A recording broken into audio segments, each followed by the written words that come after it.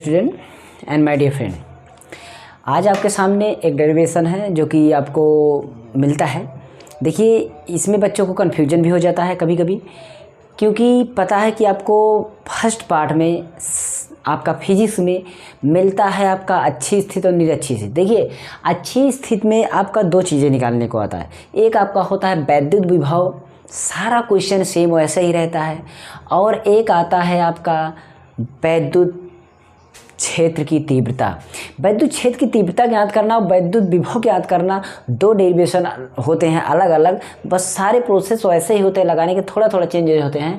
Same वैसे ही वैद्युत विभव के कारण निरक्षीय स्थिति में वैद्युत विभव ज्ञात करा। अब निरक्षीय स्थिति में वैद्युत विभव ज्ञात करने का आज हम डेरिवेशन लेके आए हैं। इसके बाद वैद्युत विभव के कारण निरक्षीय स्थिति में वैद्युत क्षेत्र की तीव्रता वाला डेरिवेशन लेकर आएंगे। अच्छी स्थिति में मैंने दोनों डेरिवेशन लेकर के आया हूँ, उसको मैंने PDF द्वारा समझाया है, कम समझ में आया होगा, नहीं दिक्कत हुई होगी तो आज आप बोर्ड पर देखिए। क्योंकि देखिए, अभी मैं बोर्ड पर इसलिए लेकर, बोर्ड थोड़ा छोटा पड़ जाता है तो थोड़ा सारी चीज़ें आती नहीं है, इसलिए मैं इसमें डेरिवेशन नहीं बताऊँ, और बहुत ज़्यादा टाइम भी लग जाता है लिखने में, वीडियो लॉन्ग भी हो जाता है, इसलिए नहीं। बाकी मैं बताऊंगा, आप देखेंगे। जो बच्चे कमज़ोर हैं वो ज़रूर स्टे रहिएगा, और बाकी जो तेज़ हैं वो जा सकते हैं। तो कमज़ोर बच्चे अभी आप अगर स्टे हैं तो समझ लिए आपने बहुत अच्छा काम किया, और आप आज सीख करके भी जाएंगे इसको। आज आप सीख करके जाएंगे कि वैद्युत द्विध्रुव के कारण निरक्षीय स्थिति में किसी बिंदु पर वैद्युत क्षेत्र का विभव, मतलब वैद्युत का विभव ज्ञात करने का सूत्र का निगमन करना है। क्वेश्चन का लेवल आपका यही होगा, और क्वेश्चन कई तरीके से पूछे जा सकते हैं घुमा फिरा के, लेकिन पूछा यही जाएगा कि वैद्युत द्विध्रुव हो और निरक्षीय स्थिति में हो, और निरक्षीय स्थिति के साथ साथ वैद्युत विभव का सूत्र ज्ञात करना है, व्यंजक प्राप्त करना है, तमाम चीज़ें। तो देखिए, अब आपको निरक्षीय स्थिति बनाना है। निरक्षीय स्थिति में इसका दूसरा नाम भी होता है अनुप्रस्थ स्थिति। तो आप निरक्षीय स्थिति, अनुप्रस्थ स्थिति सेम आपको बातों को समझ लेना है। तो एक आपका देखिए, जैसे वैद्युत द्विध्रुव हम बनाते हैं तो यहाँ पर आपका इस तरीके से बना दिए, ठीक है, इस तरीके से ये बना मेरा।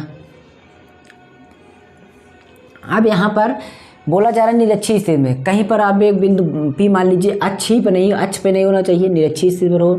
तो मैं यहाँ पर बनाया हूँ, ऐसे मैं यहाँ पर बन गया। अब यहाँ पर बन गया है तो क्या करूँगा, इसको देखिए, ये जो बिंदु है, ये जो बिंदु है, आपका क्या करना है। सबसे पहले नंबर तो ये जो हमने द्विध्रुव लिया, ए क्या है, ए बी द्विध्रुव है। पहले एक स्टेप समझिए, ये जो बना है ये क्या है, ए बी द्विध्रुव है। और अब इसका जो बिंदु यहाँ पर लिए हैं P1, इसको हम P मान लेते हैं, ठीक है, इसको हम क्या मान लेते हैं, P। अब क्या करना है, इसका लंबार्धक करते हैं O, इसका लंबार्धक यहाँ पर करते हैं O। क्या है इसका लंबार्धक O? जो बोल रहे हैं इसको आपको लिखना भी पड़ेगा कि आपका ये यहाँ पर लिखेगा कि मान लीजिए माना द्विध्रुव AB है और इसका AB का लंबार्धक O है, कुछ इस तरीके से आप इसको एक्सप्लेन भी कर सकते हैं। तो यहाँ पर आप AB O ये सारी चीज़ें आपको दर्शा देना है।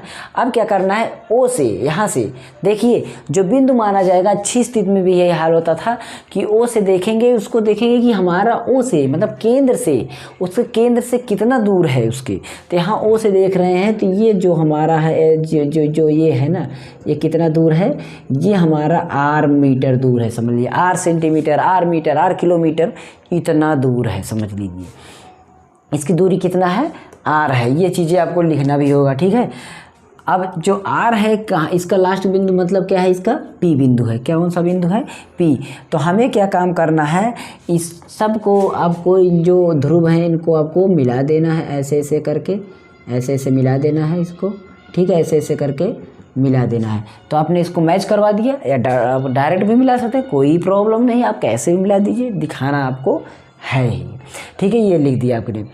अब क्या करना है, यहाँ पर आप अगर चित्र देख रहे हैं उसमें ये अगर लंबार्धक है, मतलब आधे आध पर है, तो आप ये समझ सकते हैं कि जितनी दूरी पर ये है उतनी दूरी पर अगर ये है तो इसका मतलब इनके बीच की जो दूरी है वो इक्वल होगी। जो ये होगा तो वही वो भी होगा। तो मतलब हमारा जो है यहाँ पर अगर हम देखें AP और BP जो है वो इक्वल होगा। अब यहाँ पर देखिए, वो जो चीज़ें मैंने जैसे बनाया उसको आप लिखेंगे। फिर यहाँ से मैं थोड़ा सा लिखता हूँ, अतः AP बराबर BP, मतलब AP और BP क्या होंगे, बराबर होंगे।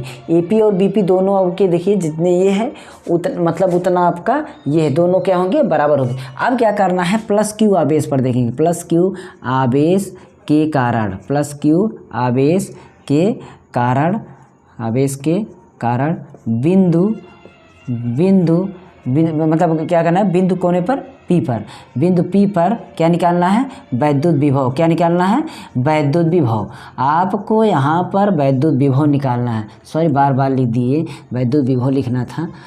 वैद्युत विभव ज्ञात करना है। क्या ज्ञात करना है, वैद्युत विभव।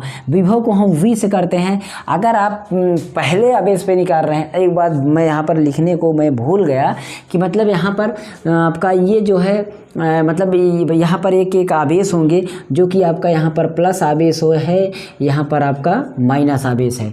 इनके बीच की फुल दूरी जो है, इनके बीच की दूरी 2L है। इसको मैंने अच्छी स्थिति में समझाया, अगर आप समझ लीजिएगा तो देखिए, आपने ए भी एक ध्रुव बनाया, दोनों ए से बी बिंदु पर, ए बिंदु के बीच की दोनों दूरी 2L है। मतलब यहाँ पर लंबार्धक आधो हाथ पे किया तो इसका मतलब एक L ये होगा, एक L ये होगा, आधा आधी तरीके।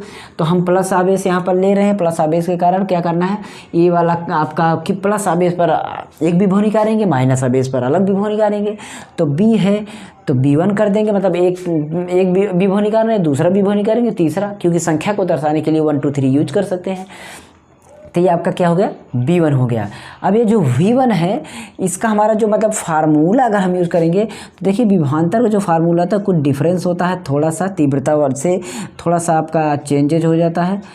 यहाँ पर कहाँ पर चेंजेज होता है उसको हम बताते हैं। जैसे देखिए, यहाँ पर Q होता है, Q के बाद जो होता है यहाँ पर आपका R होता है, समझ लीजिए, मतलब उसके बीच की दूरी जो है।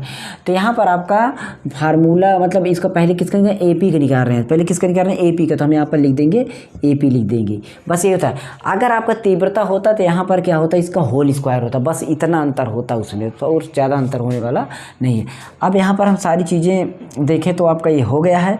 अब इसी तरीके से हमें क्या करना है, माइनस आवेश पर, माइनस आवेश के कारण, माइनस आवेश के कारण बिंदु P पर वैद्युत विभव, बिंदु P पर वैद्युत विभव, वैद्युत विभव मतलब हमारा दूसरा का विभव निकाल रहे हैं, तो हम इसमें V2 लिख देंगे। फार्मूला एज इट वैसे ही कर देना है, ठीक है, ऐसे अब रख दीजिए।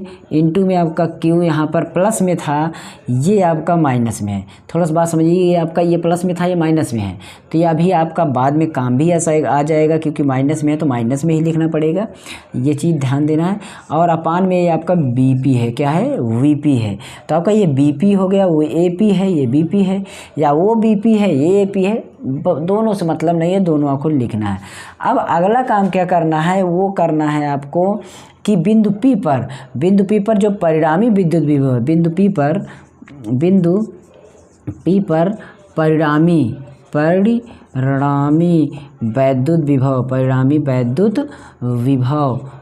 वैद्युत विभव, इसको परिणामी वैद्युत विभव, कभी भी परिणामी निकालना हो तो मतलब हमें जो चीज़ निकालना है, तीव्रता निकालना है तो E लिखेंगे, विभव निकालना है तो V लिखेंगे। तो यहाँ पर हम क्या लिख रहे हैं, V, यानी V को हमें मिलाना है तो V1 minus V2, V1 minus V2, sorry V1 plus V2, दोनों को हम वैसे ही रखेंगे, पर कंडीशन अभी लग जाएगी। आपका क्या होगा, कंडीशन कैसे लग जाएगी, देखिए। अब आप बताइए, B तब निकलेगा जब B1 और B2 को निकाल लें। तो B1 हमारा जो था ये था, B1 हमारा जो था उसको हम लिख देते हैं उसको। उसके बाद आपका क्या करना है, उसके बाद जो आपको दर्शाना है वो चीज़ लिखते हैं। यहाँ पर आपका ये क्या था, AP था, AP हो गया। और अगला जो है ये तो हो गया पहला कहने का मतलब। इसके बाद प्लस लगा है तो आप प्लस लगाएंगे, प्लस लगाएंगे तो सबसे पहले आपको यहाँ पर Q में माइनस है, क्योंकि ये निगेटिव में होगा, तो यहाँ पर आप माइनस लगा देंगे। उसके बाद आप इसको इस तरीके से ऐसे करके आपको लिख देना है। अब आपका क्या हो गया, ये BP हो गया, क्या हो गया, BP। तब हमारा ये चीज़ इस तरीके से तैयार होगा। अब हमें काम क्या करना है, देखें, अगर आप देखें तो देखिए इसमें सारी चीज़ें सेम है, AP और बराबर BP निकलेगा, AP बराबर BP निकलेगा, ठीक है। तो यहाँ पर क्या करना है, कि मतलब परंतु क्या लिखेंगे कि परंतु, ठीक है, परंतु AP तथा BP क्या है, इक्वल हैं। जब आपका AP और BP बराबर हैं तो मतलब V बराबर क्या आ जाएगा, 0 आ जाएगा। अब आप खुद बताइए कि निरक्षीय स्थिति में आपका जब आपका AP BP बराबर है तभी विभवांतर आपका शून्य ही हो जाएगा। तो इस तरीके से आप इसका सूत्र का निगमन करना है आपको, और कुछ भी नहीं करना है, ठीक है। तो आपका ये निरक्षीय स्थिति में वैद्युत विभव था। अगला जब हम बताएंगे निरक्षीय स्थिति में वैद्युत क्षेत्र की तीव्रता, तो आप वैद्युत क्षेत्र की तीव्रता की डेरिवेशन सीखने के लिए आ जाइएगा, बहुत अच्छी तरीके से बताएंगे। अब इसमें आपको जो कठिन लग रहा हो, इसमें कोई खास कठिन नहीं था, बाकी आपकी जो भी चीज़ें आपके मन में है वो समझ सकते हैं, कमेंट कर सकते हैं, आप हमें शेयर कर सकते हैं। व्हाट्सएप नंबर स्क्रीन पर चलता रहता है। एक वीडियो में मिले अगले वीडियो देखिए, अगले वीडियो में किसी न किसी मतलब वीडियो में, सभी वीडियो में व्हाट्सएप नंबर है, आप देखेंगे तो मिल जाएगा। ओके, मिलते हैं अगली वीडियो में। तब तक के लिए आप हमारे सेकंड चैनल को सब्सक्राइब जरूर करिएगा, मास्टर जी मोबाइल टेक चैनल को, और इसको भी सपोर्ट करिएगा। ओके, बाकी थैंक्स फॉर वॉचिंग एंड जय हिंद।